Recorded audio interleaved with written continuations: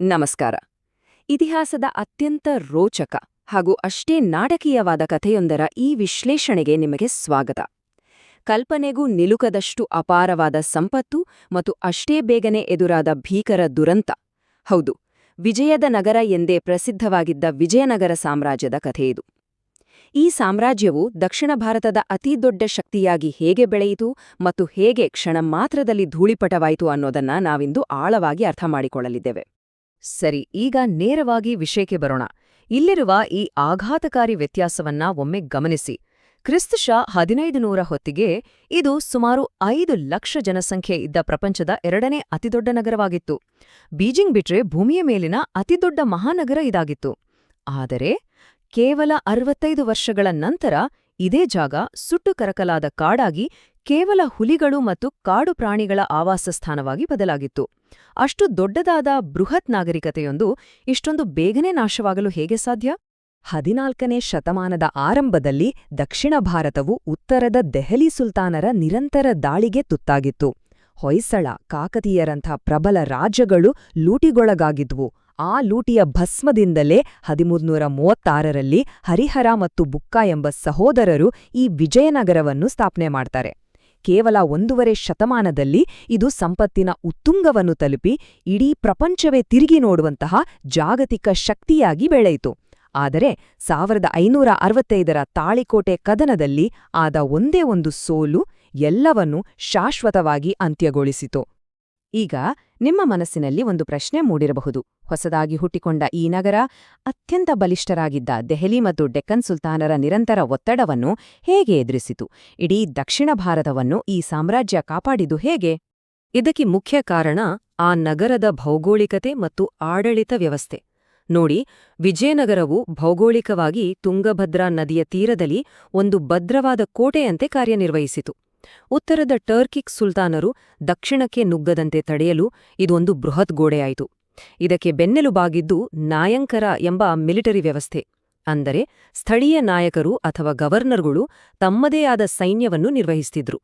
ಈ ಭದ್ರತೆಯ ಕವಚದೊಳಗೆ ದಕ್ಷಿಣ ಭಾರತದಲ್ಲಿ ಹಿಂದೂ ಸಂಸ್ಕೃತಿ, ಕಲೆ ಮತ್ತು ಸಾಹಿತ್ಯ ಯಾವುದೇ ಅಡ್ಡಿಯಿಲ್ಲದೆ ಶಾಂತಿಯುತವಾಗಿ ಮರುಜೀವ ಪಡೆದುಕೊಂಡವು. ಈ ಬೆಳವಣಿಗೆಯ ಮೊದಲ ಹಂತವೇ ಸಾಂಸ್ಕೃತಿಕ ಕಿಡಿ ಸಂಗಮ ರಾಜವಂಶ. ಸಂಗಮ ರಾಜರು ಕೇವಲ ಯೋಧರಾಗಿರಲಿಲ್ಲ, ಅವರು ಅಕ್ಷರಶಃ ಒಂದು ಹೊಸ ನಾಗರಿಕತೆನೇ ಕಟ್ಟಿದ್ರು. ಈ ಕಾಲದಲ್ಲಿ ಹಿಂದೂ ಜೀವನ ಶೈಲಿ ಮರುಹುಟ್ಟು ಪಡೆಯುವುದರ ಜೊತೆಗೆ ಜೈನ ಮತ್ತು ಇಸ್ಲಾಂ ಧರ್ಮಗಳು ಅತ್ಯಂತ ಸಹಿಷ್ಣುತೆಯಿಂದ ನೆಲೆಸಿದವು. ಸಂಸ್ಕೃತ ಭಾಷೆಯನ್ನು ಇಡೀ ಪ್ರದೇಶವನ್ನು ಒಂದುಗೂಡಿಸುವ ಶಕ್ತಿಯಾಗಿ ಬೆಳೆಸಲಾಯಿತು. ಇಲ್ಲಿ ಮತ್ತೊಂದು ಅಚ್ಚರಿಯ ವಿಷಯ ಏನಂದ್ರೆ, ಇಮ್ಮಡಿ ದೇವರಾಯನಂತಹ ರಾಜರು ತಮ್ಮ ಸೇನೆಯನ್ನು ಆಧುನೀಕರಿಸಲು ಬರೋಬ್ಬರಿ 10,000 ಮುಸ್ಲಿಂ ಬಿಲ್ಲುಗಾರರನ್ನು ನೇಮಿಸಿಕೊಂಡಿದ್ರು. ಜೊತೆಗೆ ಕುಮಾರವ್ಯಾಸ ಮತ್ತು ಚಾಮರಸರಂತಹ ಕವಿಗಳಿಂದ ಪ್ರಾದೇಶಿಕ ಸಾಹಿತ್ಯವು ಉತ್ತುಂಗಕ್ಕೇರಿತು. ಅಲ್ಲಿಂದ ಮುಂದೆ ಸಾಮ್ರಾಜ್ಯದ ಸುವರ್ಣಯುಗ ಶುರುವಾಗತ್ತೆ. ಅದೇ ಸಂಪತ್ತಿನ ಉತ್ತುಂಗ, ತುಳುವ ರಾಜವಂಶ. ಆ ಕಾಲದ ಸಂಪತ್ತನ್ನ ವರ್ಣಿಸೋಕೆ ಮಧ್ಯ ಏಷ್ಯಾದ ಪ್ರವಾಸಿ ಅಬ್ದುರ್ ರಜ್ಜಾಕ್ ಅವರ ಈ ಮಾತುಗಳೇ ಸಾಕು. ಅವರು ಬೆರಗಾಗಿ ಹೀಗೆ ಬರೀತಾರೆ: ಈ ನಗರವು ಎಷ್ಟೊಂದು ಅದ್ಭುತವಾಗಿದೆ ಎಂದರೆ ಭೂಮಿಯ ಮೇಲೆ ಇದಕ್ಕೆ ಸಮಾನವಾದ ಬೇರೊಂದು ಸ್ಥಳವನ್ನು ಕಣ್ಣುಗಳು ನೋಡಿಲ್ಲ ಮತ್ತು ಕಿವಿಗಳು ಕೇಳಿಲ್ಲ. ಅಬ್ಬಾ, ಈ ಸಾಲುಗಳು ಆ ಕಾಲದ ರಾಜಧಾನಿಯ ಭವ್ಯತೆಯನ್ನ ನಮ್ಮ ಕಣ್ಮುಂದೆ ತರುತ್ತೆ ಅಲ್ವಾ? ಖಂಡಿತ. ಈ ಭವ್ಯತೆಗೆ ಮುಖ್ಯ ಕಾರಣ ಕೃಷ್ಣದೇವರಾಯನ ಆಳ್ವಿಕೆ. 1509ರಿಂದ 1529ರವರೆಗಿನ ಈತನ ಕಾಲವನ್ನು ವಿಜಯನಗರದ ಸುವರ್ಣಯುಗ ಅಂತಲೇ ಕರೆಯಲಾಗುತ್ತದೆ. ಇದೊಂದು ಶ್ರೀಮಂತ ನಗರ ಮಾತ್ರ ಆಗಿರಲಿಲ್ಲ, ಬದಲಾಗಿ ಅಂತಾರಾಷ್ಟ್ರೀಯ ವ್ಯಾಪಾರದ ಕೇಂದ್ರವಾಗಿತ್ತು.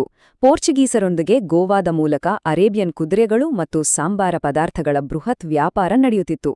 ಕಲೆ ಮತ್ತು ವಾಸ್ತುಶಿಲ್ಪದಲ್ಲಿ ವಿಠ್ಠಲಸ್ವಾಮಿ ಹಾಗೂ ಹಜಾರ ರಾಮಸ್ವಾಮಿ ದೇವಾಲಯಗಳಂತಹ ಅದ್ಭುತಗಳು ನಿರ್ಮಾಣವಾದವು. ಇನ್ನು ಆತನ ಆಸ್ಥಾನದಲ್ಲಿ ಅಷ್ಟದಿಗ್ಗಜರು ಎಂಬ 8 ಮಹಾನ್ ವಿದ್ವಾಂಸರಿದ್ರು. ಒಮ್ಮೆ ಊಹಿಸಿಕೊಳ್ಳಿ, 60, ಹೌದು, ಈ ನಗರ ಬರೋಬ್ಬರಿ 60 ಚದರ ಮೈಲುಗಳಷ್ಟು ವಿಸ್ತಾರವಾಗಿತ್ತು.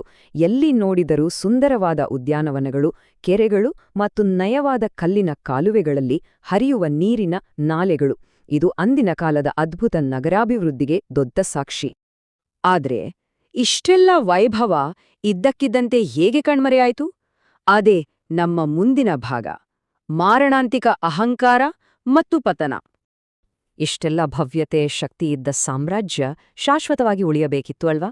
ಸೊ ಇಲ್ಲಿ ನಾವು ಗಮನಿಸಬೇಕಾದ ನಿರ್ಣಾಯಕ ಅಂಶ ಏನಂದ್ರೆ ಒಂದು ಸಣ್ಣ ತಪ್ಪು ಹೇಗೆ ಸರ್ವನಾಶಕ್ಕೆ ಕಾರಣವಾಯಿತು ಅನ್ನೋದು. ಕೃಷ್ಣದೇವರಾಯನ ನಂತರ ಬಂದ ಅಳಿಯ ರಾಮರಾಯನು ಡೆಕ್ಕನ್ ಸುಲ್ತಾನರ ಆಂತರಿಕ ವಿಚಾರಗಳಲ್ಲಿ ಹಸ್ತಕ್ಷೇಪ ಮಾಡಿ ಅವರನ್ನ ಅನಗತ್ಯವಾಗಿ ಕೆರಳಿಸಿದ. ಇದರ ಪರಿಣಾಮ ಪರಸ್ಪರ ಕಚ್ಚಾಡುತ್ತಿದ್ದ 5 ಉತ್ತರದ ಸುಲ್ತಾನರು ಒಗ್ಗೂಡಿ ಒಂದು ಬೃಹದ್ ಮೈತ್ರಿಕೂಟ ರಚನೆ ಮಾಡಿದ್ರು. 1565ರ ತಾಳಿಕೋಟೆ ಕದನದಲ್ಲಿ ವಿಜಯನಗರದ ಸೈನ್ಯ ಸೋತಿತು, ರಾಮರಾಯನ ಶಿರಚ್ಛೇದವಾಯಿತು. ಶತ್ರು ಸೈನ್ಯ ರಾಜಧಾನಿಗೆ ನುಗ್ಗಿ ಸತತ 6 ತಿಂಗಳ ಕಾಲ ಅದನ್ನ ಸುಟ್ಟು ಲೂಟಿ ಮಾಡಿ ಸಂಪೂರ್ಣವಾಗಿ ಧ್ವಂಸಗೊಳಿಸಿತು. ಇದರ ಪರಿಣಾಮವಾಗಿ ಉಳಿದುಕೊಂಡಿದ್ದೇ ಒಂದು ಪಾಳು ಬಿದ್ದ ನಗರ. ಪ್ರಪಂಚದ ಅತಿ ಶ್ರೀಮಂತ ನಗರವಾಗಿದ್ದ, ಬೀದಿಯಲ್ಲಿ ವಜ್ರ ವೈರೂರ್ಯಗಳನ್ನ ಮಾರ್ತಿದ್ದ ಜಾಗದಲ್ಲಿ ಇಂದು ಏನಿದೆ? ಕೇವಲ ಬೂದಿ ಮತ್ತು ಕಲ್ಲುಗಳು. ಪ್ರಾಕ್ತನ ಶಾಸ್ತ್ರಜ್ಞರು ಇಂದಿಗೂ ಅಲ್ಲಿ ಭಾರೀ ಪ್ರಮಾಣದ ಇದ್ದಿಲು, ಬೆಂಕಿಯ ತಾಪಕ್ಕೆ ಬಿರುಕುಬಿಟ್ಟ ಕಲ್ಲಿನ ಬುನಾದಿಗಳು ಮತ್ತು ಸುಟ್ಟು ಕರಕಲಾದ ವಾಸ್ತುಶಿಲ್ಪದ ತುಣುಕುಗಳನ್ನ ಪತ್ತೆ ಹಚ್ಚಿದ್ದಾರೆ. ಇದು ಆ ದಾಳಿಯ ತೀವ್ರತೆ ಎಷ್ಟಿತ್ತು ಅನ್ನೋದನ್ನ ಎತ್ತಿ ತೋರಿಸುತ್ತೆ. ನಗರ ಪತನಗೊಂಡ ಕೇವಲ 2 ವರ್ಷಗಳ ನಂತರ ಅಲ್ಲಿಗೆ ಭೇಟಿ ನೀಡಿದ ಇಟಾಲಿಯನ್ ಪ್ರವಾಸಿ ಸಿಸೇರ್ ಫೆಡರಿಚಿ ಬರೆದ ಈ ಮಾತುಗಳು ನಿಜಕ್ಕೂ ಮೈ ಜುಮ್ಮೆನಿಸುತ್ತವೆ. ವಿಜಯನಗರವು ಸಂಪೂರ್ಣವಾಗಿ ನಾಶವಾಗಿಲ್ಲ, ಮನೆಗಳು ಇನ್ನೂ ನಿಂತಿವೆ, ಆದರೆ ಖಾಲಿಯಾಗಿವೆ. ವರದಿಗಳ ಪ್ರಕಾರ ಅಲ್ಲಿ ಹುಲಿಗಳು ಮತ್ತು ಕಾಡು ಪ್ರಾಣಿಗಳ ಹೊರತಾಗಿ ಬೇರೇನೂ ವಾಸಿಸುತ್ತಿಲ್ಲ.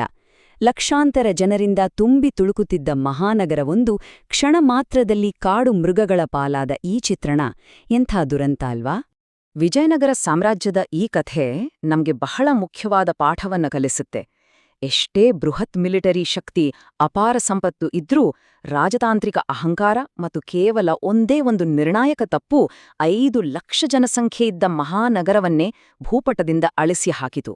ಹಾಗಾದ್ರೆ ಇತಿಹಾಸದ ಪುಟಗಳಲ್ಲಿ ಕೇವಲ ಒಂದು ತಪ್ಪು ನಿರ್ಣಯದಿಂದ ನಾಶವಾದ ಇಂತಹ ಬೇರೆ ಯಾವ ಸಾಮ್ರಾಜ್ಯಗಳಿರಬಹುದು? ಒಮ್ಮೆ ಯೋಚಿಸಿ.